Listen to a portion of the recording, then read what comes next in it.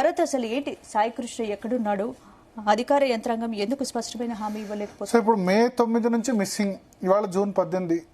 సాయి కృష్ణ ఎక్కడున్నా అంటే నాకు తెలిసి అయితే ఇంకా మనం పెద్దగా హోప్స్ పెట్టుకోవాల్సిన అవసరం లేదు. ఖచ్చితంగా అతను చనిపోయే ఉంటాడు. అది వివరాలు పూర్తిగా బయటికి రావాలి కానీ, ఎందుకంటే ఉంటే పోలీస్ డిపార్ట్మెంట్ ఈ పార్టీకి ప్రొడ్యూస్ చేసేది కదా. సో ఇది ఒకటి. ఇప్పుడు అతను రౌడీ షీటర్ కావచ్చు, 2 కేసులు కాదు, 20 కేసులు కాదు, 30 కేసులు ఉండొచ్చు. చట్టాన్ని చేతిలోకి తీసుకునే అధికారం ఎవరికి లేదు కదా. అతని మీద హత్య కేసు ఉందా, లేకపోతే ఇంకో కేసు ఉందా, ఏ కేసు ఉన్నా ఈ లాకప్ డెత్తులు అన్నవి ప్రతి సంవత్సరానికి ఒక 5-6 అవుతూ ఉంటాయి. అది ఏంటంటే పోలీస్ డిపార్ట్మెంట్ అంటే ఇంకా కొట్టడము, 3rd డిగ్రీ తప్ప ఇంకా వేరే డ్యూటీ లేనట్టుగా బిహేవ్ చేస్తున్నారు. ఎస్పెషల్లీ జరిగేది ఏంటంటే తెలంగాణ, ఆంధ్రప్రదేశ్ పోలీసింగ్ అంటే. సరే ఇప్పుడు ఫ్రెండ్లీ పోలీసింగ్ అంటే ఫ్రెండ్లీ పోలీసింగ్ లేదని కూడా ఇక్కడ చెప్పారనుకోండి. ఈ రౌడీ షీటర్లకి 3rd డిగ్రీ ఇచ్చి అదేం ఆనందం నాకు అర్థం కాదు. ఎందుకంటే ఇప్పుడు ఈ సిఐ, ఇదే సిఐ మీద ఇప్పుడు ఇంకో కేసు వచ్చింది. క్రాంతి కుమార్ అనే వ్యక్తి మే 21వ తేదీన అదే సిఐ, ఆ కృష్ణలంక సిఐ మీదే వీడియో రిలీజ్ చేసి ఆయన పోలీస్ స్టేషన్ పిలుస్తేనే, పోలీస్ స్టేషన్ పిలవడంతోనే అతను పురుగుల మందు ఆగి ఆత్మహత్య చేసుకున్నాడు. అంటే అక్కడ ఆ సిఐకి సంబంధించి ఎంత క్రూయల్గా టార్చర్ పెడతాడో, నేరస్తుడు పోలీస్ స్టేషన్కు వెళ్ళడానికే భయపడ్డాడంటే అతను నేరస్తుడా కాదా అన్నది మనం డిసైడ్ చేయలేం.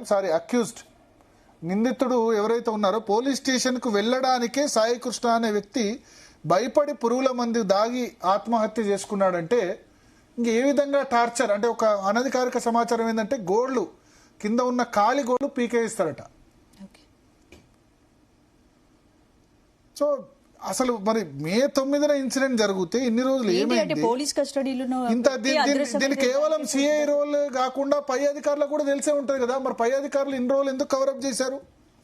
రెండవది, పై అధికారులు ఎవరు కవరప్ చేసినా వాళ్ళు శిక్షార్హులు. ఇప్పుడు పోలీసుల మీద, పోలీస్ వ్యవస్థ మీద అపారమైన గౌరవం ఉంది కానీ ఇటువంటి వ్యక్తుల వల్ల మొత్తం వ్యవస్థ నాశనం అవుతుంది కదా. లాకప్ డెత్ చేస్తే తమిళనాడులో ఉరిశిక్ష వేశారు వాళ్ళకి. ఇక్కడ మళ్ళా ఇంకొకటి, దీనిలో ఆంధ్రప్రదేశ్ దరిద్రం ఏందో కానీ చనిపోయిన వాడు కాప్ అని, ఏం కాప్ అయితేనే ప్రాణమా? కమ్మ, రెడ్డి, వైశ్య, బ్రాహ్మణ, మాదిగ, మాల అయితే ప్రాణం కదా. ఎందుకు కులం వస్తుంది నాకు అర్థం కాదు. ఇక్కడ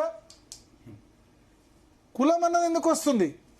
ఇక్కడ కాపు కులం కాబట్టి పవన్ కళ్యాణ్ జవాబు చెప్పాలి, కమ్మ కులం అయితే చంద్రబాబు చెప్పాలి, రెడ్డి అయితే జగన్మోహన్ రెడ్డి ఏం చేస్తున్నాడని చెప్పాలి. ఇదేందో అర్థం కాదు. ప్రాణం ఎవరిదైనా ప్రాణమే కదా. ప్రాణానికి కులం ఉంటుందా? కులం చుట్టూ ఎందుకు చర్చ జరుగుతుందో నాకు అర్థం కాదు. So very unfortunate incident. Policing అన్నది ఎక్కడికి పోతుందో ఆలోచించుకోవాలి పోలీసులు. ఇన్ని లాకప్ డెత్తులు జరిగి, ఇన్ని హైకోర్టులు, సుప్రీంకోర్టులు, మానవ హక్కుల సంఘాలు ఇంత చేసినా ఇక చట్టాన్ని చేతిలో కసబ్ లాంటి వాడినే ఏం చేశారు? చట్టం ముందు నిలబెట్టి అది చేశారు కదా. పోనీ ఇతని మీద ఏమైనా సీరియస్, ఇతను బతుకుంటే ఓ 100 మందిని చంపుతాడు అనే సిచ్యువేషన్ కూడా కాదు కదా. ఇంతకుముందు తెనాలిలో ఆ ఇన్సిడెంటే వాళ్ళు రోడ్ల మీద కొట్టుకుంటూ వెళ్తేనే పెద్ద ఇన్సిడెంట్ అయింది.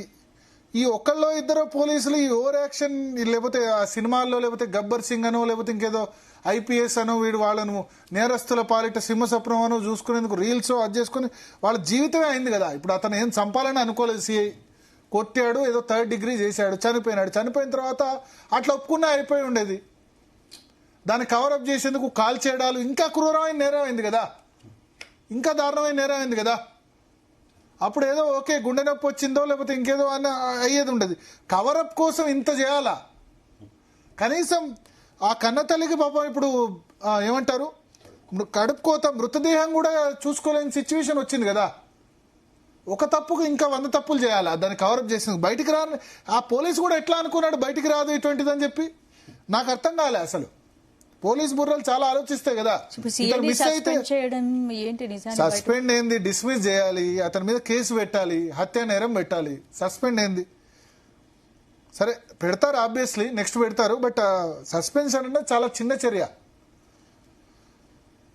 అయితే దీనికి ప్రభుత్వమో లేకపోతే వాళ్ళు ఎవరు బాధ్యులన్నా చూడాలి, దీన్ని కవరప్ చేసింది ఎవరు అన్నది చూడాలి. ఎందుకంటే ఉన్నతాధికారులకు ఈ విషయం తెలియంది అయితే ఉండదని నేను అనుకోను. మాట్లాడదాం. మనతో పాటు కేఎస్ ప్రసాద్ గారు ఉన్నారు, అదేవిధంగా